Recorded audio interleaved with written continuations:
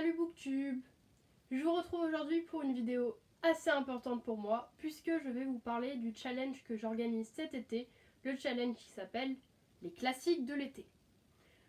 Cette année, il va durer 6 semaines, du 9 juillet au 21 août. Pourquoi? Parce qu'en fait, sur 6 semaines, on va traverser 6 époques à travers donc 8 catégories. Le fait que j'ai mis les 6 époques, c'est pour vous proposer des activités en lien avec ces époques à chaque fois. Autrement, il y a 8 catégories, puisqu'ici je vais vous présenter ma pile à lire de ce challenge, donc vous allez pouvoir voir les 8 catégories différentes. Vous n'êtes pas obligé de lire des classiques, vous pouvez vous dire je vais remplir les catégories avec des romans normaux. De toute façon, classique c'est un terme très vaste, c'est simplement que c'est pour essayer de s'encourager à en lire pendant cet été. Vous n'êtes pas obligé d'en lire 8, mais vous pouvez essayer de vous dire je vais en lire un seul, rien que pour pouvoir en lire un. Je vais essayer de lire une adaptation. Vous allez voir, il y a vraiment tout plein de catégories et moi j'ai prévu beaucoup trop de livres, je ne les lirai pas tous, mais c'est pour montrer tout ce qu'on peut envisager pendant cet été. Pour ce qui est du challenge, donc je vous ai dit du 9 juillet au 21 août. Le 9 juillet, donc c'est un samedi, et donc le dimanche aussi, le 10, je vais organiser un readathon pour nous lancer dans le challenge où le but sera d'essayer de lire, de se motiver à lire pendant 2 jours intensément pour après lire peut-être un peu moins par la suite, mais essayer de se mettre dans le challenge. Je pense qu'à la fin du challenge, donc d'ici le 21 août, j'essaierai de faire un live pour pouvoir vous faire éventuellement venir pour parler de vos différentes lectures. Durant les 6 semaines, je vais aussi essayer d'organiser une lecture commune. Je suis en train de déterminer le livre sur Instagram actuellement et les dates pour voir comment on va faire. Alors je pense que ça sera un roman, c'est quand même plus simple à découper que n'importe quoi d'autre de classique.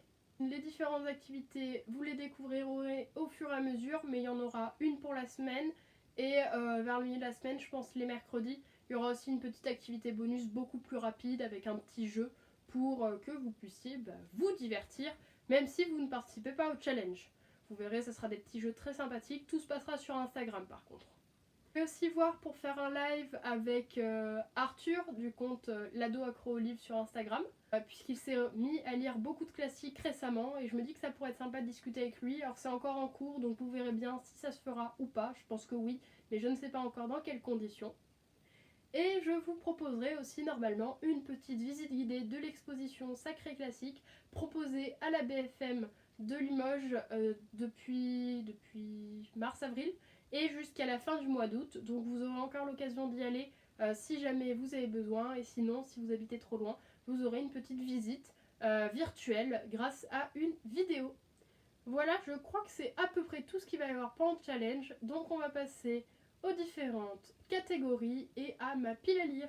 Première catégorie, un bon vieux pavé, donc il s'agit de lire un roman. Là déjà, j'en ai plusieurs et je ne les lirai pas tous. Alors d'abord, j'ai Manon Lescaut de l'abbé Prévost, puisque j'ai étudié cette année et qu'il est très court, donc lui je pense qu'il sera lu pour voir ce que ça rend et pour pouvoir compléter ma culture d'élève, d'étudiante en licence de lettres. J'ai aussi La Princesse de Clèves, donc là c'est une pléiade avec 4 romans, mais il est à la fin et comme pareil il n'est pas trop long, j'aimerais essayer de le lire aussi.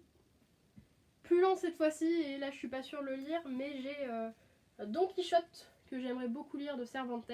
Alors on verra si j'ai le temps, mais celui-ci aussi je l'ai étudié cette année et ça fait longtemps que je veux lire Don Quichotte. C'est vraiment génial comme livre, c'est des petites aventures et je pense que ça peut se lire très bien en été. Mon défi aussi que je vais rajouter personnellement à ce challenge, ça va être de lire un classique étranger en version originale et j'ai choisi Pride and Prejudice de Jane Austen que j'avais acheté à Shakespeare's & Company dans cette magnifique édition. Et donc j'essaierai de me lancer au défi de le lire en entier en anglais, et bien qu'il fasse presque 400 pages. Ce qui va être quand même un défi parce que j'ai jamais lu de classique en anglais, je n'ai lu que des romans contemporains. Donc on va voir comment je m'en sors. On passe maintenant à la deuxième catégorie, au rage, au désespoir. Donc vous avez peut-être la référence puisque ça vient du site de Corneille, ma pièce préférée. Il s'agit donc de lire une pièce de théâtre. J'ai choisi cette fois-ci Cyrano de Bergerac de Edmond Rostand. Je n'en mets qu'une dans ma pile à lire et je verrai si éventuellement j'ai envie d'en lire d'autres. Mais celle-ci, j'aimerais vraiment la découvrir pour cet été. En souvenir de la Pléiade, troisième catégorie, il s'agit de lire de la poésie. Et là j'avais un vaste choix puisque Victor Hugo a écrit de nombreuses œuvres poétiques et vous connaissez mon amour pour Victor Hugo. Et récemment j'ai récupéré cet ouvrage de L'année terrible, donc qui est vraiment magnifique et j'aimerais en profiter pour découvrir cette œuvre. Donc tout en vert. Et c'est une très belle édition illustrée. Alors bien sûr je tombe que sur des petites illustrations alors qu'il y en a des grandes. Mais bon, je vous en reparlerai sûrement sur Instagram de celui-ci. On passe maintenant à la 4e catégorie, j'ai reçu une lettre. Il s'agit de lire une œuvre épistolaire. Là aussi, le choix est très grand. Alors j'en ai mis plusieurs et je ne les lirai pas tous, mais c'est pour pouvoir piocher dedans. J'ai emprunté à l'ABU Julie ou la Nouvelle Héloïse de Rousseau, puisqu'on l'a étudié en cours. Alors par contre il est très gros, mais j'aimerais bien le découvrir quand même, donc je verrai si j'ai le temps de le lire. Ça sera sûrement celui que je choisirai pour cette catégorie. Bien que j'ai aussi mis les lettres persanes de Montesquieu, peut-être que je lirai peut-être pas tout, peut-être que je commencerai à le lire, je verrai. Et les lettres d'une Péruvienne de Françoise de Graffigny, encore une fois ce sont des romans, des livres que j'ai étudiés cette année pendant ma première année de licence de lettres. 5e catégorie, il était une philosophie. Il s'agit de lire un conte, qu'il soit philosophique ou non. Pour cela, moi j'ai choisi de plonger dans un ou plusieurs contes de Voltaire à travers cette édition de la Pléiade, romans et contes de Voltaire que j'avais reçus à Noël. 6e catégorie, celle-là, si elle ne vous intéresse pas, vous n'êtes pas obligé d'y participer puisque tout le monde ne lit pas de la non-fiction, puisqu'elle s'appelle Le démon de la théorie, et le but c'est de lire un essai, un guide, un manuel, tout ce que vous voulez. Moi, j'essaie d'en lire plus avec mes études de lettres, et c'est pour ça que j'ai mis cette catégorie, mais bien sûr, si ça ne vous plaît pas, vous n'êtes pas obligé de toutes les remplir. Le challenge est très libre, c'est à vous de décider ce que vous voulez lire, et vous pouvez très bien la remplir en lisant votre code de la route, j'en sais rien. Donc j'ai choisi pour cette catégorie Qu'est-ce que la littérature de Jean-Paul Sartre, qui n'est pas très long et qui a l'air très intéressant, ainsi que Figure 3 de Gérard Genette. Alors là c'est vraiment pour mes études de lettres parce que c'est des termes, c'est de la grammatologie, vraiment des termes spécifiques aux lettreux, mais il est recommandé par tous nos professeurs et j'ai envie de le lire cet été. Donc la prochaine, il s'agit de Plaquere d'Oquere. On arrive sur des catégories plus légères, dans le sens que celle-ci, il s'agit de lire un classique illustré ou dans une belle édition. Et des classiques illustrés, j'en ai plein, puisque j'ai commandé récemment des romans des éditions Tibère lors de leur campagne Ulule pour la sortie de Madame Bovary de Gustave Flaubert. Je voulais déjà le lire et quand j'ai vu cette édition magnifique par Korrigan, je me suis dit que j'étais obligée de la prendre. Est-ce que je vais vous trouver une illustration? Bien sûr que non. Ici, j'en ai vu une. La voilà. Je vous laisse apprécier un peu, mais il est vraiment magnifique et je pense que ça sera celui-ci que je lirai. Sinon, j'avais aussi reçu lors de cette campagne Ulule le portrait de Dorian Gray, puisque j'avais choisi de prendre 2 romans illustrés plutôt que de nombreux goodies de Madame Bovary. Et donc je verrai si j'ai le temps de le lire celui-ci, sinon ça sera une prochaine fois. En attendant, il est aussi très beau, bien que je préfère Madame Bovary. En roman illustré, j'ai aussi Notre-Dame de Paris, illustré par Benjamin Lacombe. J'adore Benjamin Lacombe, j'adore Victor Hugo, alors forcément celui-ci, je l'avais demandé à Noël. Par contre, je ne sais pas si j'aurai le temps de le lire. J'aimerais bien, puisque j'aimerais avancer dans ma lecture des œuvres d'Hugo. Mais on verra bien, parce que celle-ci, vous vous doutez que je ne vais pas la transporter partout.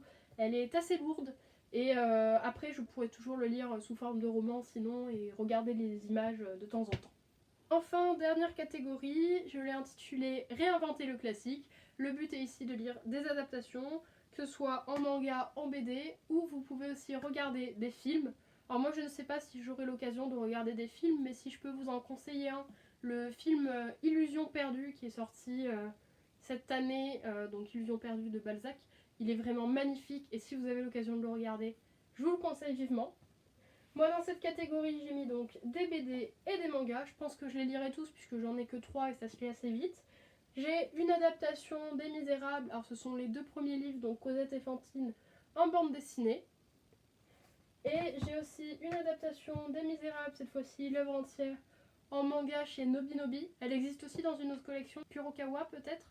en 8 tomes. Donc celle-là, je vais essayer de me la procurer, mais en attendant, je lirai celui-ci qui est assez court. Donc je vais voir comment s'adapter parce que ça me paraît difficile d'adapter Les Misérables en si peu de pages. Et enfin, celui-ci, je viens juste de l'acheter. Il s'agit d'une adaptation du Cid, ma pièce de théâtre préférée, en bande dessinée. Donc pareil, je vais voir ce que ça donne pour pouvoir juger de la validité de cette adaptation. Mais c'est une adaptation qui reprend le texte de Pierre Corneille. Donc simplement, ça ajoute des cases de bande dessinée. Donc je vais voir ce que ça donne. Ça peut être très intéressant, je pense. Voilà, j'en ai fini pour cette vidéo.